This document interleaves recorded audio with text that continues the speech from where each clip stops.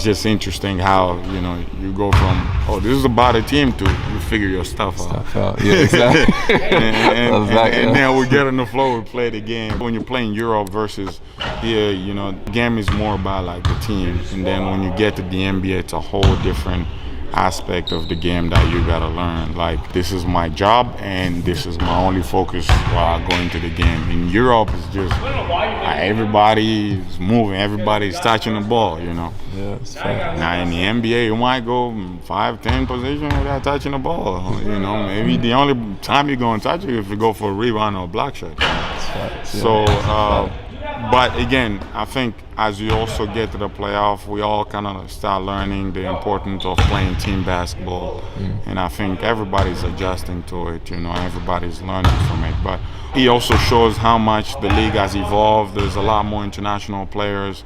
I think last year, maybe at the beginning of last year, we had like 140 international players in the league.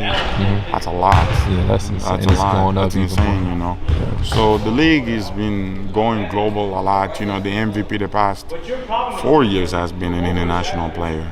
So this just to show you how much international players have had an impact. And as the vice president of our union, I think that's one of our biggest emphasis is how can we, one, make sure that these international players are comfortable and welcome into this environment, because I know how it feels like to just come into an environment like the NBA without a family member, you know. So, but overall, I think, you know, the league is trending in the right direction. You know, it's always good to see the league growing globally. You know, in Africa, the game has been growing tremendously, you know. And I love what you've done with Africa. So thank you. You've done amazing Thank stuff. you. I want to tell you that to your face. Like that, I appreciate it. I think we all play a little role in the growth of the game, inspiring the youth back home. And I think for me, that's always the most important thing. You know, you see so many people talk about legacy, you know. And I think eventually, just like we were talking earlier, eventually your name gonna be out of the picture as a player. But I think it's what we do off the court, the many lives will impact. And these are the things that, you know, we can sit back and always look back and be grateful for the opportunity that God has given us, and we just didn't waste it on making money and, you know, living good life, but also impacting, you know, other people's life that were in need. So, and we put in this position for a reason, for sure, you know. And if we don't use it to lift up others, I think we fail our society and we fail ourselves. So I think it's always our job to be able to go back into our local communities and lift them up, you know, because you don't know the opportunity of the next person, how that's gonna come. Maybe it's gonna be through you or through somebody you know. So if you close that door, then you're blocking the growth of the universe in a way. That's true. So we always gotta open these doors that the universe has been opening for us.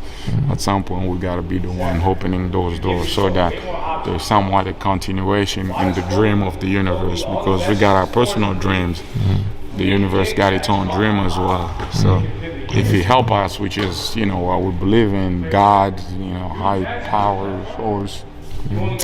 If He did help us to get to this level, there's a reason why.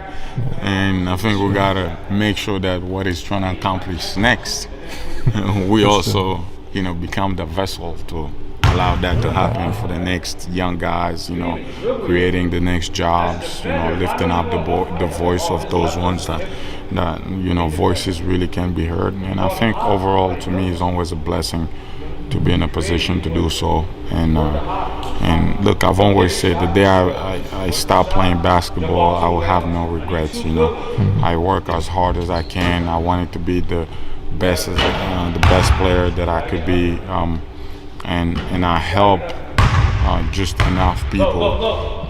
And to me, the dream was always, if I can help one person, I've done my job. I feel good about it. But now we have done thousands and thousands of kids across Congo. We have brought over here close to 100 kids under scholarships, you know. So being able to be that bridge, it's a blessing, you know, and being able to build hospitals and create better health environment for people, finding ways to create jobs, you know, and and building schools to be able to educate kids. This to me is legacy. You know, this to me is really winning a championship, and I can sit on this every day and be grateful for it, because my journey was a unique journey. I did it my way, but without God, I shouldn't be able to do it.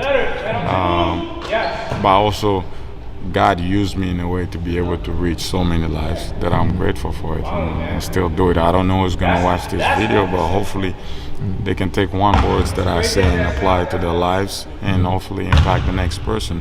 And that's what it's all about. That's the journey we're on, and we must enjoy every little bit of it.